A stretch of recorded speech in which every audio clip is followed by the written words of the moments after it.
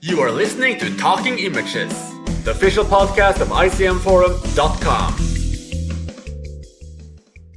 Welcome back, everyone. Today we are going to discuss one of the greatest ailments you can ever be burdened by: film burnout. Yes, the terrible experience of not feeling like watching films. That thing that happens when you may rather want to, pursue other hobbies. Perhaps you may even feel forced to enjoy the great outdoors. So, today's episode is dedicated to tips and advice, as well as sharing our dark experiences and do our best to get you back into those dark rooms and enjoy the hell out of it. So join us as we put up a fight against the scourge of film burnout. We may possibly entertain the idea that film burnout is not that big a deal, regardless of how incomprehensible or just offensive that notion is. But let's get into it. The counseling session is well in session, and as always, I'm Chris, and for this episode I'm not just joined by Adam and Saul, but for the first time our long-time listener Arthur will be joining us as well. And as he knows a thing or two about film burnout, it might be especially interesting to just hear him speak first. So go ahead, Arthur, just give us a quick introduction of yourself and tell us about how film burnout has plagued you. All right, well, I went by a lot of usernames in the forum. I've been there since maybe 2012, 2013, and I'd say I'm one of the more infamous members. I guess that could be a good summary of it. And I basically had film burnout since 2019 until 2022, and still to this day, I'm not really the extreme measure that I was back then. I mean, back then I was watching like 5 films a day or something like that, so I think anyone would have film burnout eventually. So I think the big thing about me is that if I check movies, it kind of promotes a competitive environment if you're a competitive person. And I remember the big thing I did was trying to get on the top 500 of every list, the top 250, and just keep going like that. On top of that, trying to find like those obscure hidden gems that are always fun to unearth, I guess you can say. And the film burnout happened because it was basically just going through lists that I knew I was going to hate, basically, and kind of fell out of place with wanting to pursue other hobbies. Kind of the big thing of doing that was video games, actually, and a bit of books. I guess you could say it's kind of a form of an existential crisis, and I kind of got back into it recently after showing stuff to my partner, but we're kind of at the point now where I just stopped caring about my reputation, I guess you could say, or anything like that, and we also just watch trash most of the time, but hey, that's basically a genre, so to this day I'm still having fun with that, but it's definitely not at the extreme level that I did back then. Yeah, with 5 films a day, I mean, burnouts are coming, and maybe burnouts are just a sign of, hey, calm it down a little bit. This might also be a really good point to just bring in Adam and Saul as well. And I know that you, Adam, in particular, you tend to go through batches, right? Where at some times you just run through films, and other times there's next to nothing. Do you want to talk a little bit about why that is? Yeah, well, I think when I was at university and then there was a point where I left and I went back, there was a few years where I was watching a lot of films, like hundreds of films, sometimes 3 films a day. And then gradually, I think as my sort of personal life changed, so I got a better job, I moved to London and I kind of got busier. I think I sort of changed my film watching habits. And then, so now what I've been doing for the last few years, I tend to watch like no films for ages and then kind of binge watch them for a little bit. So, for example, recently I started watching films in the 2020s. I went for a couple of weeks where I watched quite a lot of them. Now I haven't watched any for a few days. In another couple of weeks, I'll probably watch some more. So now I just don't feel the need to constantly watch films. And sometimes I feel the desire to watch quite a few, and I watch a few in a few days. But I don't think I'll ever go back to how it was when I was sort of late teens, early 20s, where I'd watch absolutely tons of films because I just don't think I have the energy or the time to do what I used to do. Hearing both of you talk, I mean, this feels a bit like a sequel of sorts to our film addiction episode, which I would also recommend anyone listening to this to go back to. And in that episode, Saul, you mentioned that you might even have a little bit of a problem where you just watch too many films and feel a bit pressured into watching films, perhaps by this competitive element that Arthur's been talking about. Have you ever experienced film burnout? The only sort of film burnout that I've experienced is film burnout for like one sort of film. So I don't know if it was during that podcast or another one, but I did talk at some point about this Westerns challenge that we had going on the forum. And I really wanted to do well on the challenge. And because everybody else was being so competitive, I found all of these 1 hour long Western comedies from like the 1930s and 1940s. And I was watching, I don't know, 2 or 3 of those a day for a couple of weeks, and I just got sick and tired of it. So burnout for me really only occurs when I'm watching one sort of film. Otherwise, I enjoy watching films. I'm an 1,000 plus a year person in terms of film watching, and only actually increased over the years. So the only burnout that I really get is when it's one sort of film. I mean, there have been a couple of things with the competitive stuff, like last year, we didn't have a leaderboard for most of the year for the challenges, so I sort of lost interest in them. And then it took me a while to sort of work out what I wanted to watch. So I still wanted to watch films. I was still watching at least 1 or 2 films a day, but I was spending more time thinking about what to watch because I didn't have the sort of guidelines and actually watching anything. But it's not really burnout because I don't really have other hobbies. I mean, Arthur talked about other hobbies like video games. I'm not really into that. So, film is pretty much my only hobby, which sounds incredibly sad. I mean, there's other things I'm interested in, but it's the thing which I enjoy doing most with my spare time, reading about films, watching films, discussing films. So that's where my interest lies. In terms of the energy and time factor that Adam mentioned, I am just recently over the last few weeks or whatever, I am decreasing the amount that I'm watching, but that's actually not really due to energy. It's more due to, I guess, health reasons. I'm having a few issues with my eyes lately, so I'm not quite getting in, the 6 films that I'd potentially be able to do on a Sunday where I'm all at home. That number's getting, much lower because I'm just finding that I'm struggling with my eyes and vision issues if I spend too long watching too many films in one day. But otherwise, yeah, burnout I'm not really experiencing in the same way that Adam and Arthur have experienced it. But I'm interested about you, Chris. Have you experienced burnout like the other co-hosts, or are you in a similar boat to me where burnout doesn't really exist in the same way? Oh, good question. I mean, I've certainly gone through patches where I've seen a lot less films, but then I think I've never been as extreme as either you or Arthur. I mean, I've never had a 5 film a day average, so I might be a little more insulated against burnout too, just because the numbers are not quite as extreme. I think I'm usually about like. Before COVID, I was probably like a 400, 500 film person a year. I've been down to around 100 some years where I pursued other hobbies or, just been doing a lot more stuff outside of dark rooms. I'm not sure if that's necessarily burnout. I have gone through patches. I guess this is burnout. I compare it to burnout where I enjoy films less or I feel less excited about films. And I think that might almost be a little bit more interesting to me to discuss than burnout because film is one of my main hobbies, but probably my main hobby, the one that I enjoy the most. It's obviously quite sad if you start losing interest in your main hobby or you start enjoying your main hobby less. So when you guys talk about burnout, Adam and Arthur, are you talking about just like enjoying films less, or is it more that you just cannot watch films? It's a bit more of a struggle.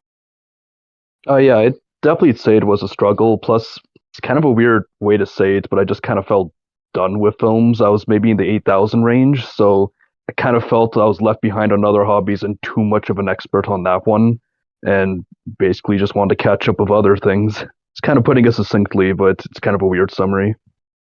I'm not sure I would really say that I have like film burnout. I think I feel when I do watch films, so like when I recently watched the 2020s films, I actually enjoyed it and there was quite a few I really liked. I mean, one thing I would say, which isn't really burnout, but I'm definitely like harsher in terms of my ratings and my opinions of films now than I would have been a few years ago. But when I do actually sit down and watch them, if I like them, I enjoy it. I think what I find more difficult now is, for example, there's a James Bond episode we're going to do at some point this year. I mean, I think a few years ago I could have just watched all James Bond films in like a couple of weeks. Now it's taken me like 6 months to do it or something because I don't think the films are that great, most of them. So if I don't like films as much, I think it's much more of a struggle. But I wouldn't say it's burnout. I just think it's just doesn't feel quite as important to me anymore to watch everything as it used to. That might be, I'm not sure if I would call it a wake-up call to some of our listeners, but I mean, is it possible that film burnout is just a response to overdoing it? Do you think that there's such a thing as just overdoing films, just being too consumed by it, and that, in fact, it might be wiser to just, take a step back and watch a bit less? I don't know if this answers anything that you just asked, but I think for me as well, when I started really getting into films, there was a kind of social aspect to it because we were all watching the top 250, we were all talking to each other online about it. And also there was all these like amazing new films to discover. So I think there was a kind of discovery period for me when like I was seeing first time I saw an Italian film, first time I saw a silent film, and it was just like constant amazing stuff. Now I kind of feel like with the film forum and everything, I could watch 0 films a year and still have the social aspect, the community aspect of it because the forum's been on the go for so long. So I don't really feel like I need to watch anything to participate in the forum anymore. Yeah, actually, this will be a weird example because it's kind of unrelated to it in concept, but it relates to it with how it works. There's this video by Pete Dorr, who's like a video game collector, and for at least 20 years, he was still doing it. And the biggest advice he gave was that he was talking about collecting, and if you're just doing shelf filler, just trying to acquire as much as you can, you will get sick of it eventually, because, like you said, it's just an overload. So kind of the advice he gave is just trim the fat, so to speak, just be more selective of everything you want to do, and it's kind of liberating in that way. And with the selection, you kind of make it more, I guess you could say, effective when you go through the hobby, especially if you find something that you like, and with that, you can keep going with that hobby. I think that's a very good point, Arthur. And that goes back to what Saul mentioned earlier, too, that the only times that he's really felt like, I don't want to do this anymore is when he just puts himself through film after film after film that he knows he won't really enjoy. And that's something I stopped doing a long time ago. I still give films, I think I want like a shot. From now and then, but generally speaking, if I watch a film, it's because I hope I like it.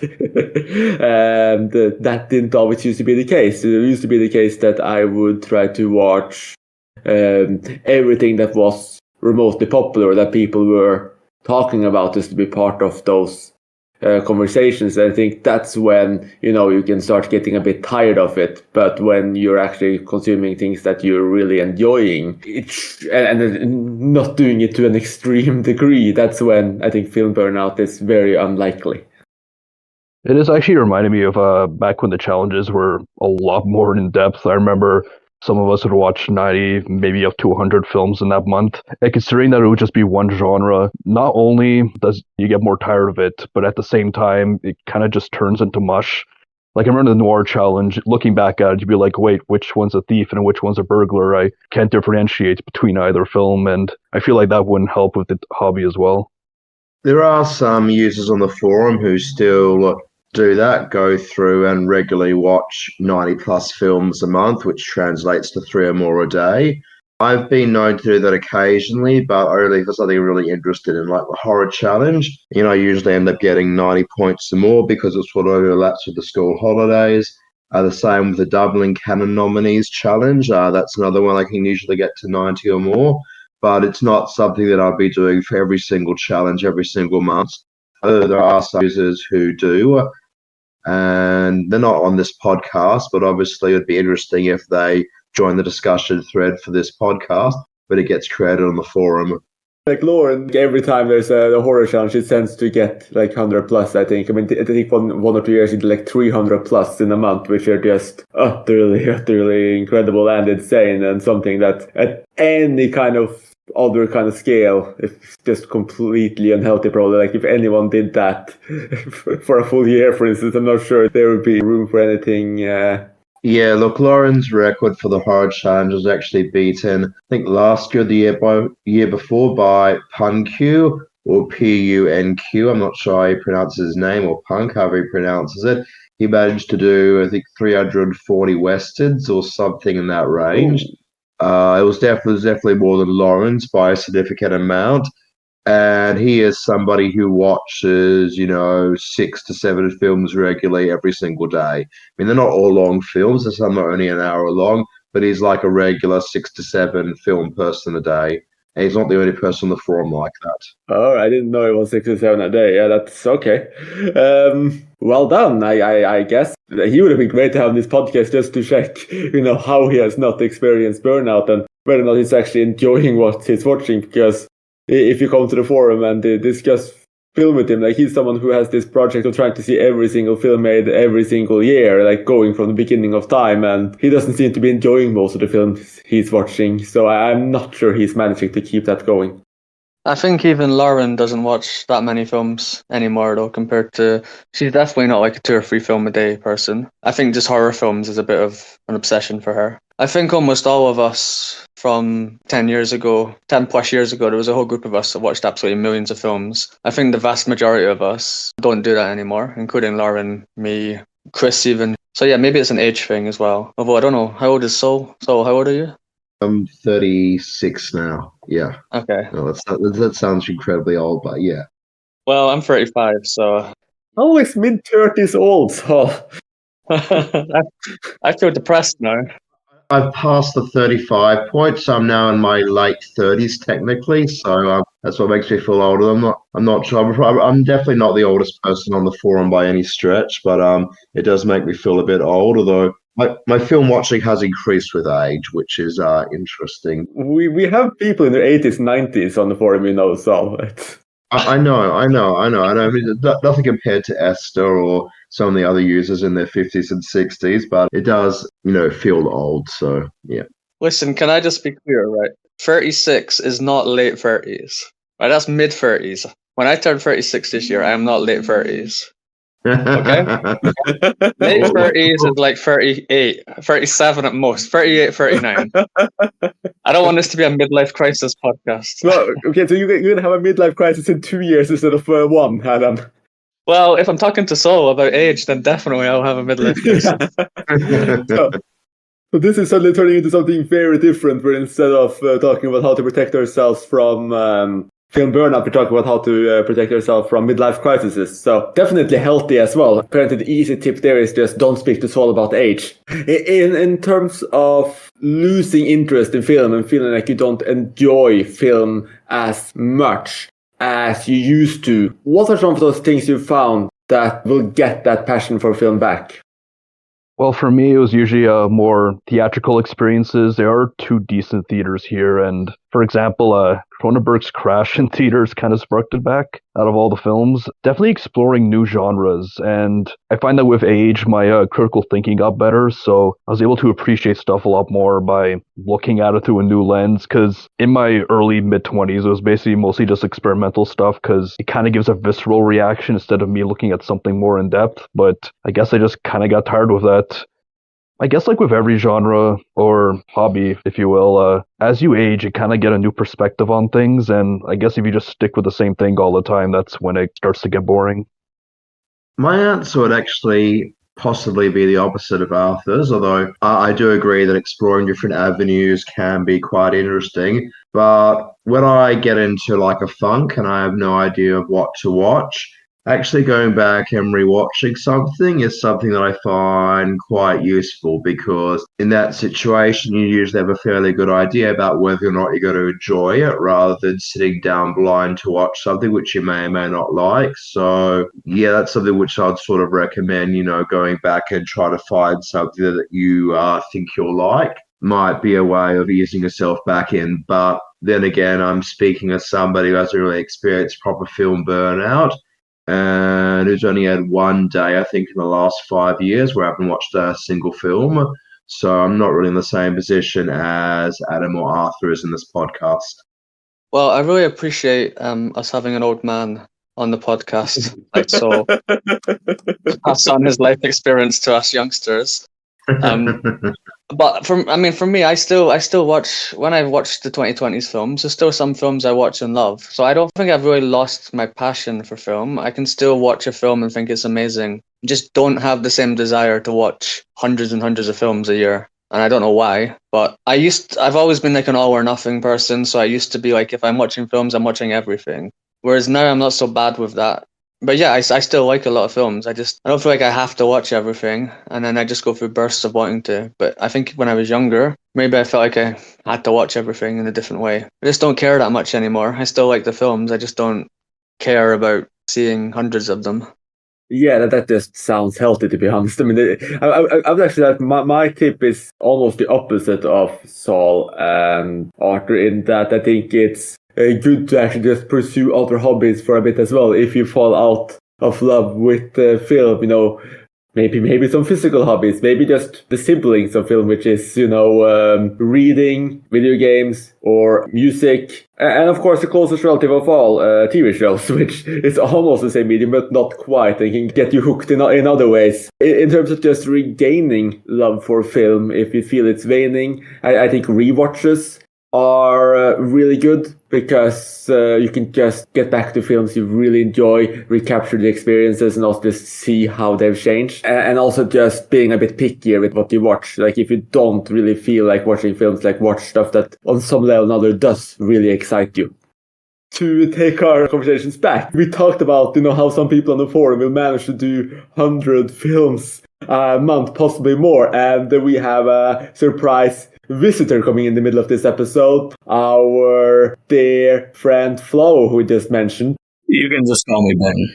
Yeah, of course, Ben. But we mentioned you as Flo earlier. And thank you so much for just jumping in on the go, because when we brought you up and saw that you were online, we figured, yes, we need to get Ben into this episode and just talk to us a little bit about how the hell it's possible to keep watching 100 plus films a month and just not seemingly burning out.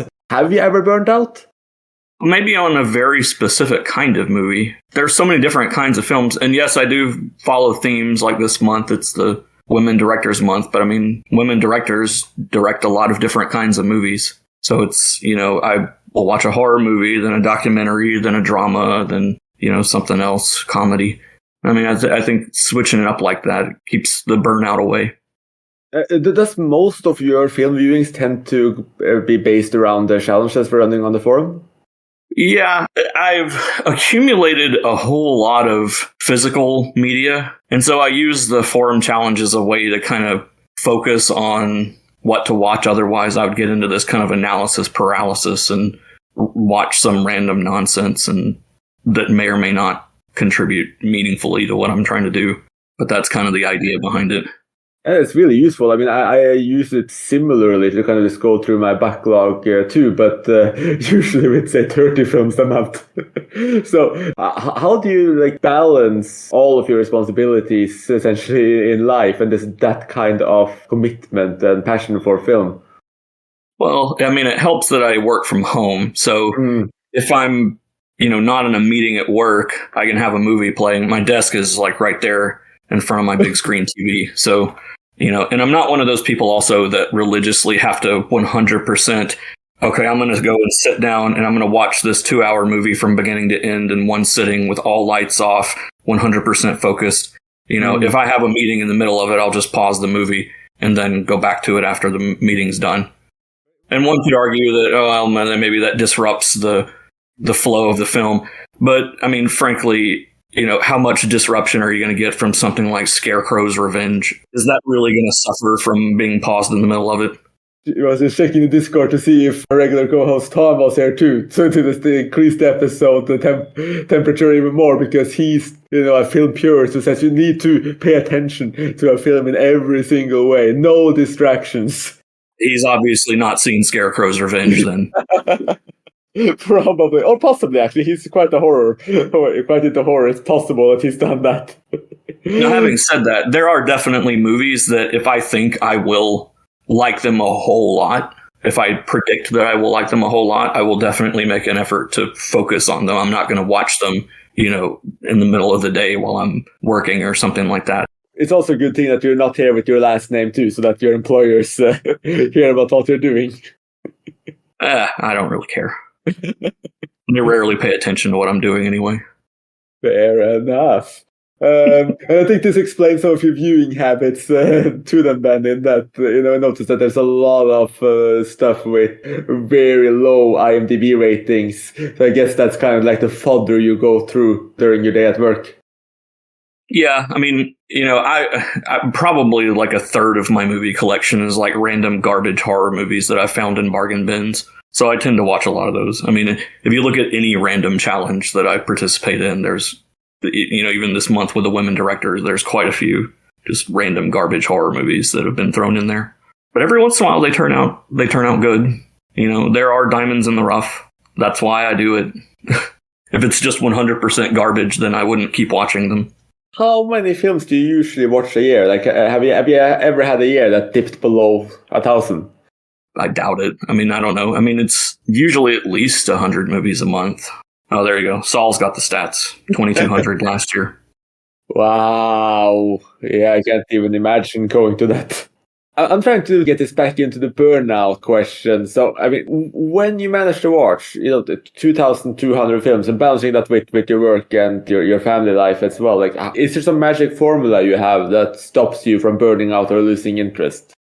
No, I mean, let's say we have 24 hours in a day, and then roughly 16 hours of that you're awake, right?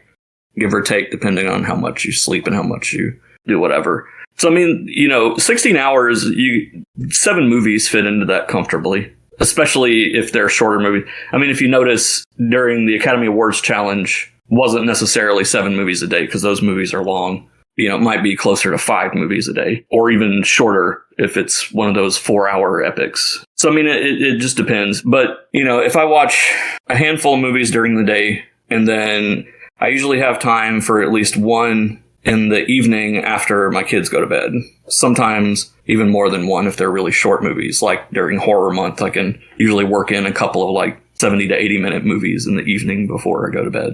But it's really not that hard to do if that's your focus. A lot of people balk at that, but then a lot of those same people will watch 4 hours of reality TV in a day. And I'm like, you could have watched 3 movies in that time instead of watching this random garbage that you will have forgotten in a day. Not to say that anyone here watches a lot of reality TV, but that's just an example. So, I mean, it all depends on how you section out your day, really. To be fair, I've actually been watching some reality TV these days, but some of them are like interesting through a psychological perspective, if that makes sense. Kind of like armchair therapist kind of thing. Yeah, I mean, some people, watch them for the train wreck aspect of it. They tend to feel very repetitive and staged to me for the most part. I will say we do watch the Lego Masters with the family just because I like to see what the Lego builds come up with. But other than that, I tend to avoid it. Actually, I did have a question. I'm assuming you throw in other hobbies there too, looking at your avatar here. So I'm wondering like how you incorporate those in as well. Yeah, I actually do game quite a bit. So, I mentioned in the evening, usually that's kind of family time, but I also have a Nintendo Switch, which is portable. So if the kids put on something that is terrible, which is a not uncommon occurrence, then it's very easy for me to just, sit there and play a game while they're watching that. To be honest, I'm not the biggest fan of random garbage YouTube videos about Minecraft and Roblox. Oh man, I only got through 2,100 films last year. I feel like a failure.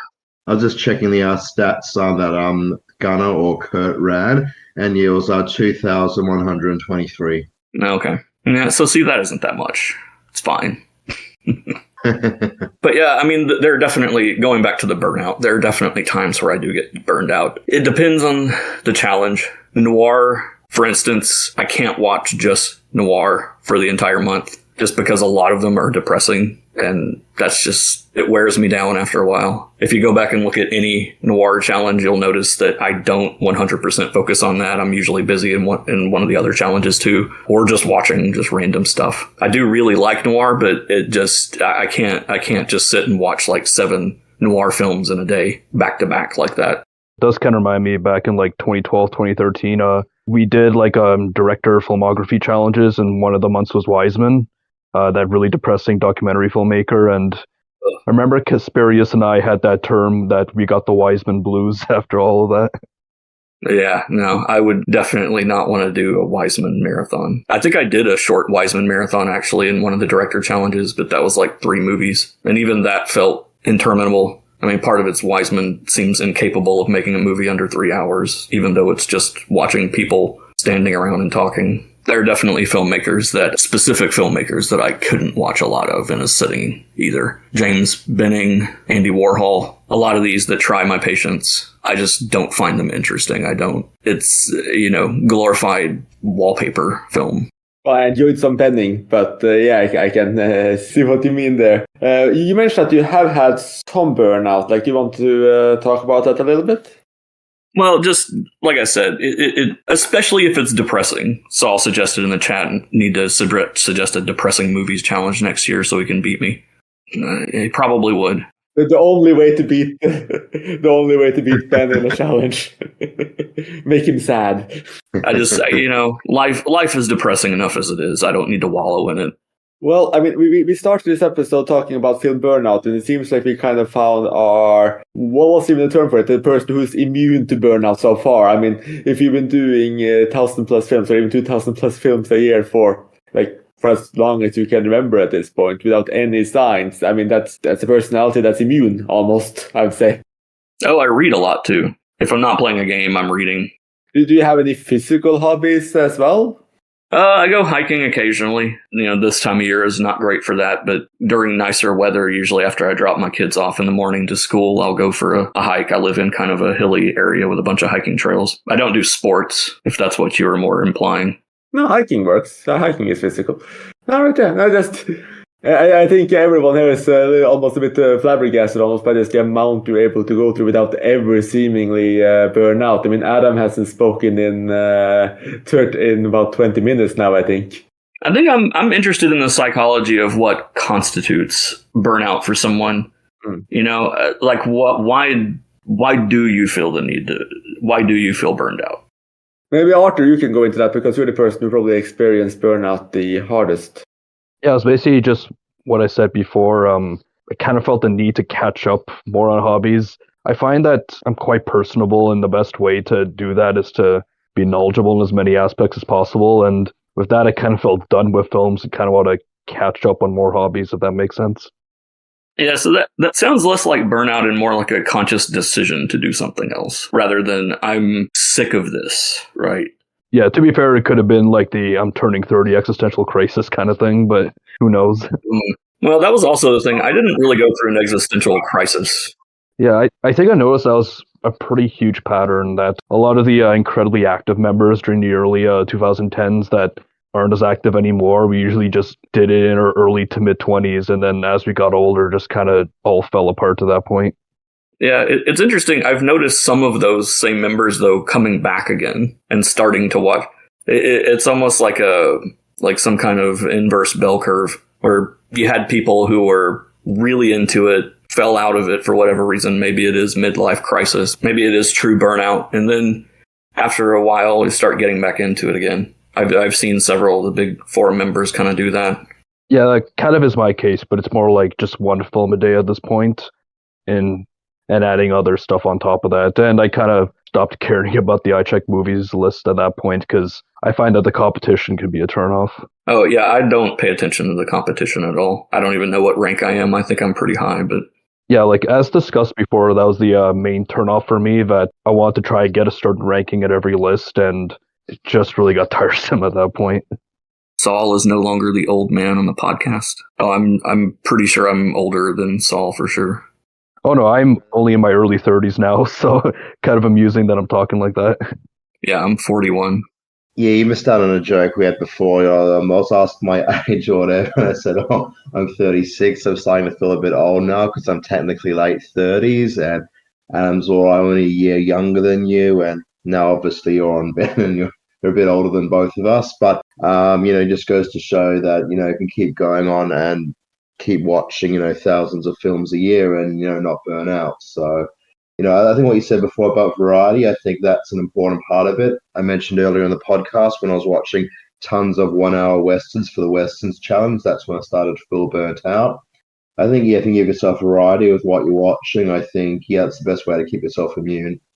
Yeah, I would not watch 100, Roy Rogers Westerns in a row, something like that. That would feel endless. It would be nice if Adam has anything to add into this, because I know he's just been sitting stunned at the moment. Anything you can add to what we've been talking about, Adam? I don't know. I think I'm not really convinced that people are burned out. Like I said before, I think people just change interests or change priorities. I don't think most of the people watch too many films and then can't face them anymore. I think they just decided not to watch so many. I don't think I'm burnt out at all. I think I just don't focus on films like I used to when I was younger. Yeah, I agree with that. That's what I seem to see a lot is it's more, I picked up a new hobby that I find more interesting than watching 3 more movies a day. So now I only watch 1 movie a day, or now I don't watch any movies. I watch 1 movie a week because now I'm going mountain climbing or, whatever else. Oh, I record audiobooks now too, so that's another hobby. Ironically, I think having a lot of hobbies helps prevent burnout too.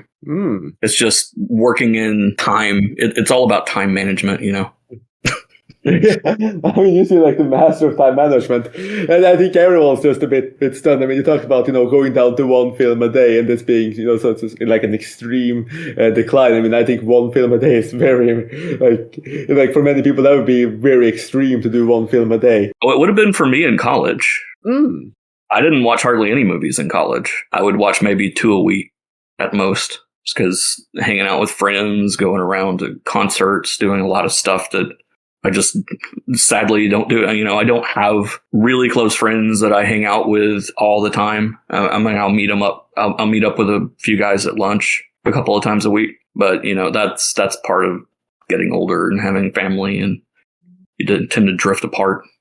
I think we're back to the midlife crisis. So this is no longer an episode about burnout. It's just an episode about entering your 30s and 40s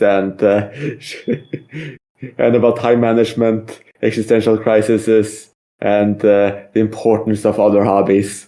Yeah, the most traumatic experience of my life was watching that documentary about death when I was like 38.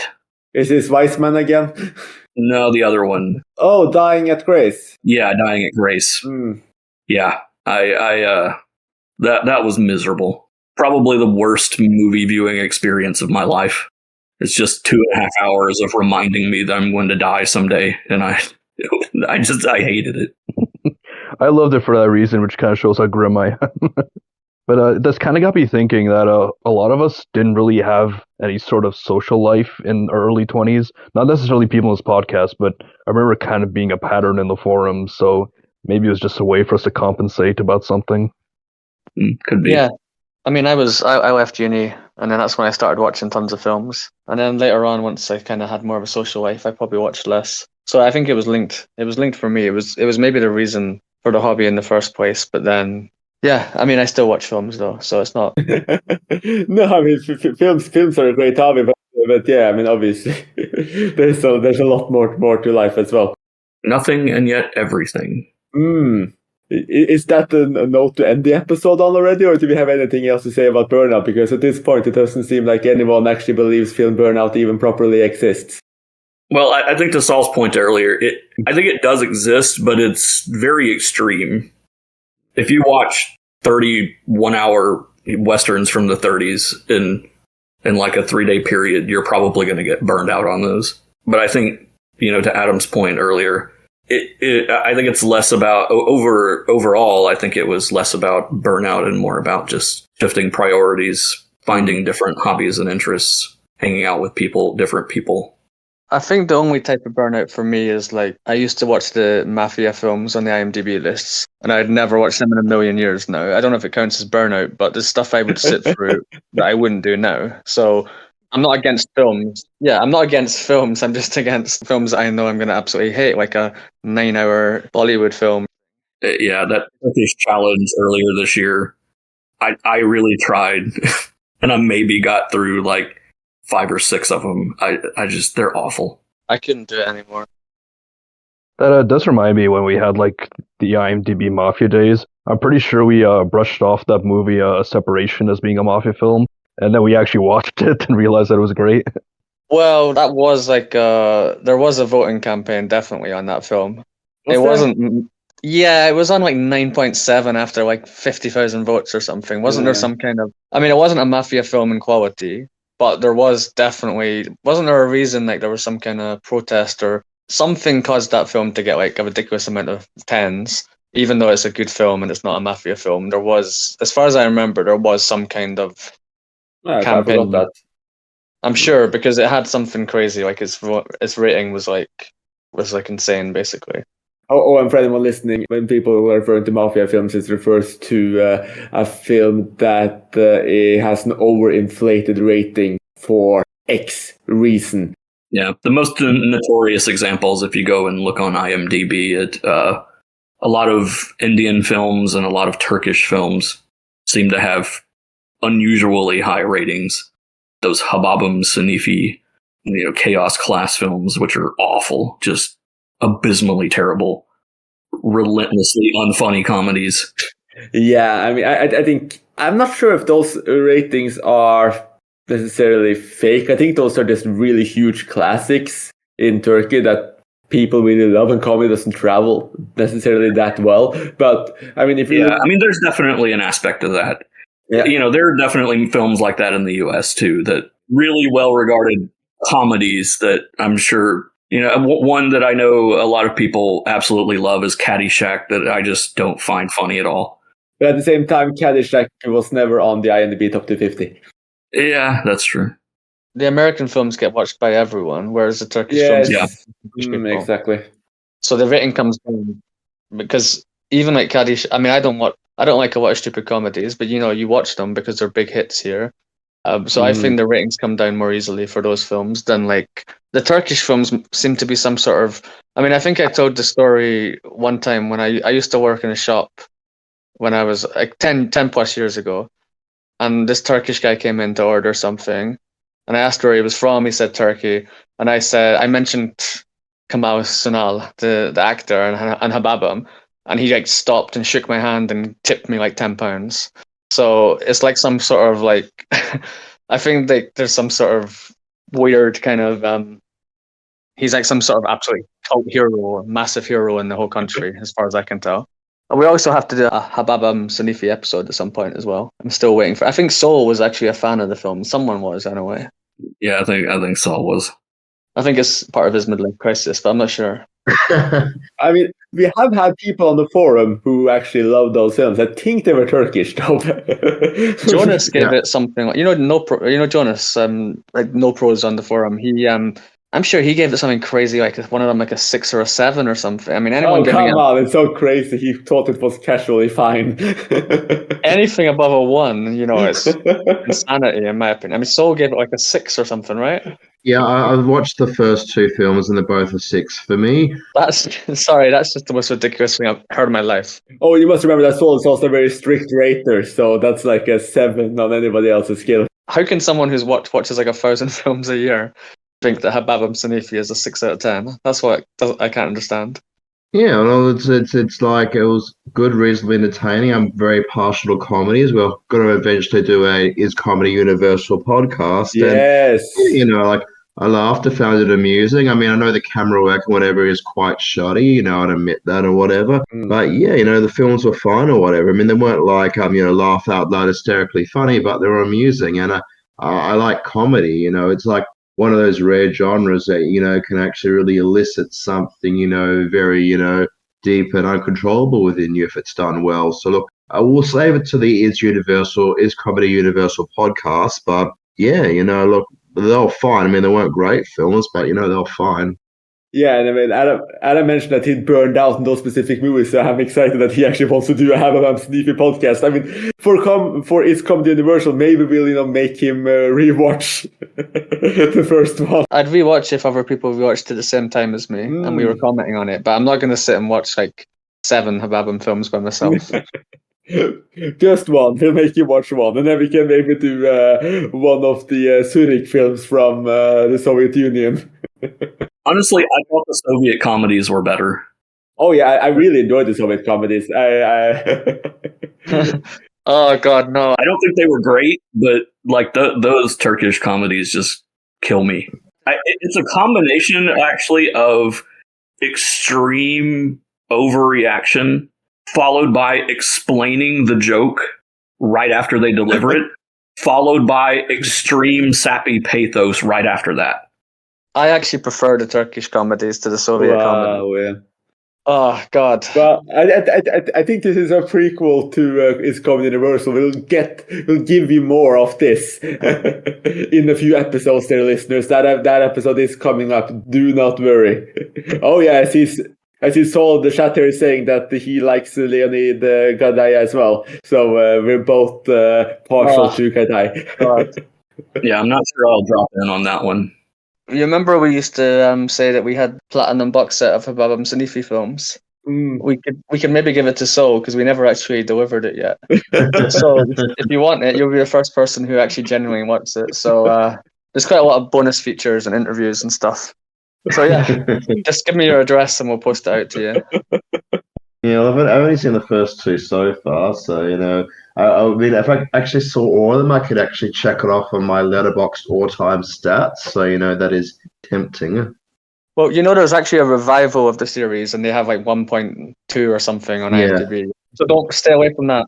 Well, yeah, they're all listed as part of the collection on Letterboxd. So if I actually want to get that Letterboxd award, I need to watch all the new ones also. Which well, even the Turkish people don't like those ones, so I think it'll be a struggle. Maybe you love it, Adam. I mean, maybe it's like Star Wars. They just had built up so much anticipation for them, and then it let them down. It wasn't the same. I mean, I think it's because the main guy died, and it's like bringing back an institution with like some random young people that no one cares about, and it's impossible to follow what's seen as massive classics in the country, I guess. There's also like some sort of reboot of Kidnapping Caucasian Style a few years ago. Yeah, there was a remake. Yeah, I'm not seeing that though. There was a remake of Kids Out Saw as well as an animated film, which I also haven't seen, but at least that looks a bit better. I'm getting like PTSD thinking about Kidnapping Caucasian Style, and that however you pronounce it wasn't as bad, but like Ivan Vasilevich and all that crap. Oh God, Oh come on! Worst film of my life. That's my least favorite film of all time. Wow. I actually feel kind of sick thinking about it. It was the worst experience I ever had. Anyway, I'm just exaggerating. Sorry, I just made Okay. I thought that film was hilarious, but I haven't seen it since I was a teenager. I have actually rewatched Kidnapping Caucasian Style. I thought it was still really funny, though. I didn't enjoy it as much. I'm sorry, Adam. I think Adam might be burning out on this conversation. I have not seen Kidnapping Caucasian Style, so I guess I've got that to look forward to. Yeah, you need to, and then you can join this Comedy Universal as well. We would love to have you back for it. Yeah, I don't know. I'll rewatch the Turkish films, but I'm not rewatching the Soviet films. Sorry. But maybe they'll grow on you, Adam. Well, it's like that. Didn't Albert Brooks do a documentary about whether comedy was universal? Looking for comedy in the Muslim world. I haven't seen it, but that could be an interesting topic to discuss. Yeah, I see it. Yeah, he did a movie called Looking for Comedy in the Muslim World from 2005. Not seen that one. Yeah, I heard he wasn't very successful. All right. So yeah, I guess it's Comedy Universal the answer. Like, it's a spoiler answer that it's not. But anyways, that episode is coming up. We will have this debate. I think we might have burnt out on things to say about film Burnout. I was going to originally say, don't overdo it, but Ben proves me wrong. So do whatever you feel like. And if your interests change, so be it. So thank you so much for listening, everyone, and join us again soon. You have been listening to Talking Images, the official podcast of icmforum.com.